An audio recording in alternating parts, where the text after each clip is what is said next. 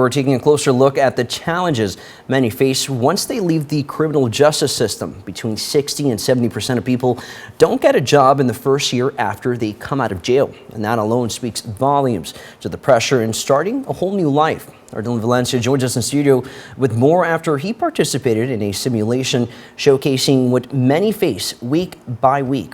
Good morning, Dillon.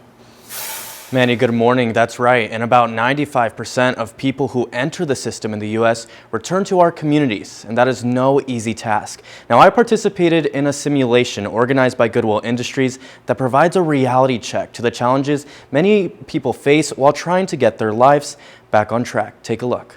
You have a description of who you are and a little bit about your situation.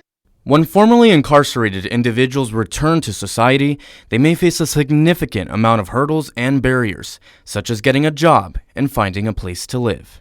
Before the simulation started, each person received a packet just like this one, with a very specific amount of money and a very specific life story. Everyone had a different situation. For example, my name was RJ, and I only came out of jail with $30 to my name with no job. In the re-entry simulation, 10 minutes represented 1 week. Other participants started the simulation without money to their name. However, others started with a job. As each 10 minutes passed, the frustration in the room grew bigger and bigger. All right. Well, first I need to collect your transportation ticket. Okay. I do need to have you pay before you get your services. So you're going to have to... So I have to pay for treatment? Yes, you do. Each participant received a card, much like this one, highlighting what they had to complete each week, with multiple people running into hurdles. There was a week I didn't pay my child support, and by the end of the simulation, I didn't even have enough for rent. So I have to go get my IDs first, yes, and then come back over here to get free food. Yes, but I have to keep your transportation. You have to keep my transportation ticket? Yes. Okay. In the first week alone, I couldn't purchase food. I just spent $30 to get 3 forms of IDs, and that's all the money I started with, which means it's time for me to go and either donate plasma or find a job. Tensions quickly rose with others. I think, even as much as I think that my eyes are open to the struggles, realizing that one item could ruin a whole month, could put me back in jail. Just one item, not having a bus ticket, could ruin everything that I worked so hard to keep in mind. And there were times where I did get a job, but I failed a drug test, having to start all over in my search. And there were moments where people felt they were running in circles to get their lives back on track. Ariel was formerly incarcerated, released in 2019, recounted the challenges he faced.